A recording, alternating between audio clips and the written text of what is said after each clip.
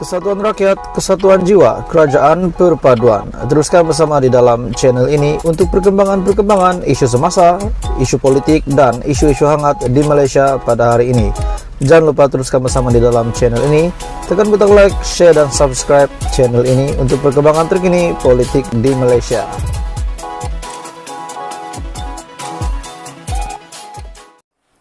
Akhirnya, tuan-tuan dan puan-puan, pengumuman yang paling kita semua nantikan, paling Anda nantikan. Pengumuman senarai timbalan menteri yang bakal angkat sumpah. Jadi inilah pertanyaan kita akhirnya terjawab juga hari ini. Siapa yang akan angkat sumpah hari ini akan terjawab. Tapi sebelum saya meneruskan berita hari ini, saya mengucapkan ribuan terima kasih kepada kamu semua. Jangan lupa tekan butang subscribe, like, dan share supaya kamu tidak ketinggalan dan kamu tahu perkembangan politik terkini di Malaysia kita. Hari ini tuan-tuan dan puan-puan, satu berita rasmi mengatakan Perdana Menteri telah menghadap Agong petang tadi dan timbalan menteri angkat sumpah esok. Perdana Menteri Datuk Seri Anwar Ibrahim dijadwalkan menghadap Agong yang di Pertuan Agong Al-Sultan Abdullah Riayatuddin Al-Mustafa Billah Shah bagi memaklumkan senarai timbalan menteri yang bakal dilantik menyertai pentadbiran kerajaan yang diterajuinya. Sumber juga berkata, ia bagi melengkapkan pentadbiran kerajaan selepas pelantikan 28 anggota kabinet yang juga telah mengangkat sumpah jawatan masing-masing pada 3 Disember lalu. Lazimnya, senarai timbalan menteri yang terpilih akan diumumkan oleh Perdana Menteri sebelum mereka mengangkat jawatan masing-masing di hadapan yang di Pertuan Agong esok.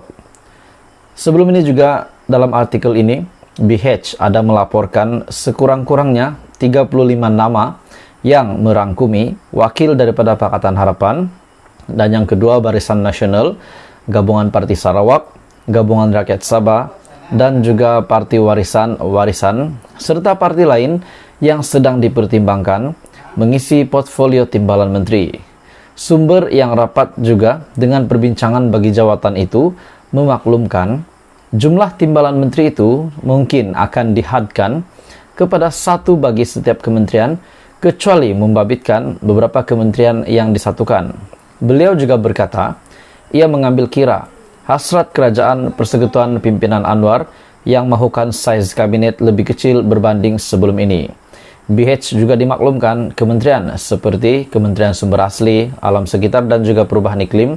Misalnya, yang sebelum ini adalah Kementerian Tenaga dan Sumber Asli, serta Kementerian Alam Sekitar dan Air, dijangka mempunyai 2 timbalan menteri. Terdapat juga kemungkinan Kementerian Kemajuan Desa dan Wilayah juga akan mempunyai 2 timbalan menteri. Berikutan, sudah tidak ada lagi Kementerian Wilayah Persekutuan dalam kabinet ketika ini. Kementerian Keuangan juga, di mana Menteri Keuangan disandang oleh Perdana Menteri sendiri, juga dijangka mempunyai 2 timbalan menteri. Berikutan kedudukan Anwar sebagai Perdana Menteri, selain daripada kementerian yang diterajui timbalan Perdana Menteri, termasuklah Kementerian Perdagangan dan Komoditi, kemungkinan akan mempunyai 2 timbalan menteri.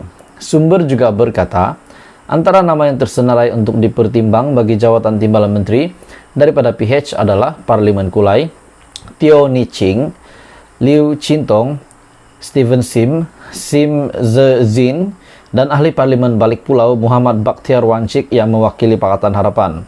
Dalam pada itu, ahli Parlimen Pontian Datuk Seri Ahmad Maslan, Datuk Muhammad Alamin, Datuk Muhammad Syahr Abdullah, Datuk Seri Abdul Rahman, Datuk Seri Jalaluddin, serta ahli Parlimen Tanjung Piai, Datuk Seri Wee Jek Seng juga tersenarai bagi mewakili Barisan Nasional. Semua mereka ini sebelum ini pernah dilantik sebagai timbalan menteri di bawah pentadbiran bekas Perdana Menteri Datuk Seri Najib Razak, Tun Dr. Mahathir, Tan Sri Muhyiddin Yassin, dan juga Datuk Seri Ismail Sabri Yaakob, dan sudah tentu mempunyai pengalaman yang cukup luas untuk menyandang tugas tersebut sebagai timbalan menteri.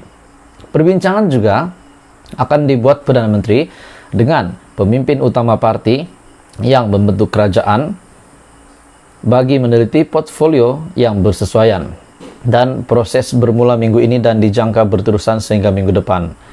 Bagi PKR pula, nama yang dijangka tercalon adalah Rodzia Ismail, Hasan Abdul Karim, Adam Adli Abdul Halim, Wong Chen, Zahir Hasan, dan juga ahli parlimen Selayang William Leong.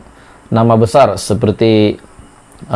PKR seperti Menteri Besar Selangor Datuk Seri Amiruddin Syari yang menang buat pertama kali di Parlimen Gombak, dan Menteri Besar Negeri Sembilan yang juga ahli parlimen Port Dickson Datuk Seri Aminuddin Harun dijangka tidak tercalon berikutan jawatan Menteri Besar yang disandang pada ketika ini setara dengan jawatan di peringkat persekutuan. Pada masa sama, Parti Amanah Negara pula dikabarkan turut menghantar beberapa nama, termasuklah ahli parlimen Alor Gajah yang juga bekas Ketua Menteri Melaka, Adli Zahari, serta ahli parlimen Sri Gading, Aminul Huda Hasan. Beberapa senator juga dijangka dilantik bagi mengisi jawatan timbalan menteri selepas namanya dicadangkan parti-parti yang membentuk kerajaan perpaduan hari ini. Dan Parti Warisan pula yang menang 3 kursi parlimen pada PRU 15 turut mengemukakan 2 nama bagi jawatan timbalan menteri. Jadi mungkin Warisan mempunyai 2 nama bagi timbalan menteri, bagi jawatan timbalan menteri di bawah kabinet kerajaan perpaduan. Dan difahamkan juga mereka ialah parlimen lah Datuk Muhammad Yusof Abdal dan ahli parlimen Kota Belud Isna Raisah Munirah Majlis.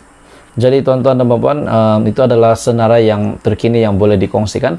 Jadi menurut Anda tuan-tuan dan puan-puan, adakah senarai ini boleh ataupun memang Anda setuju dengan senarai timbalan menteri yang dikabarkan akan angkat sumpah besok? Jadi teruskan bersama di dalam channel ini untuk perkembangan terkini politik di Malaysia. Selamat petang tuan-tuan dan puan-puan, salam sejahtera Malaysia. Satu lagi isu tergempar, isu yang panas hari ini saya nak kongsikan dengan kamu. Ketika pentadbiran Muhyiddin Yassin, memang ramai tertanya-tanya RM 600 bilion, isu penyelewengan dana RM 600 bilion, dan juga isu syarikat perjudian yang sangat menjadi berbualan ramai orang.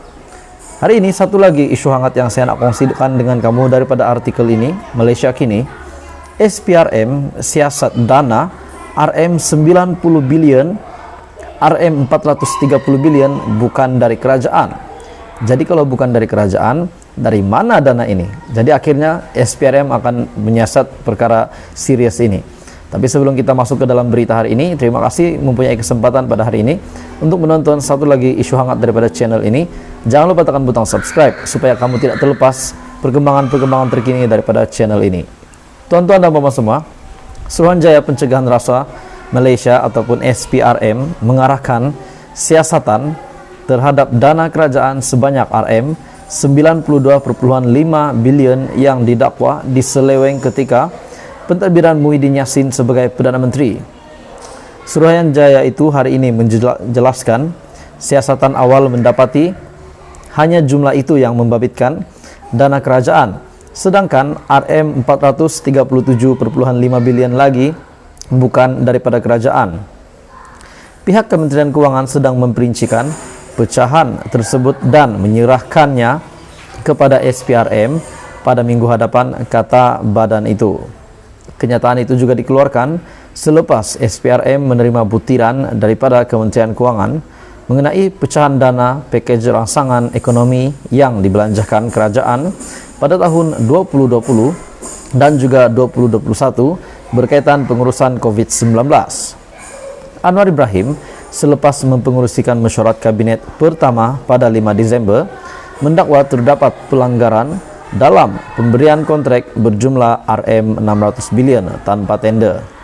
Perdana Menteri juga bagaimanapun tidak mendedahkan butiran selanjutnya.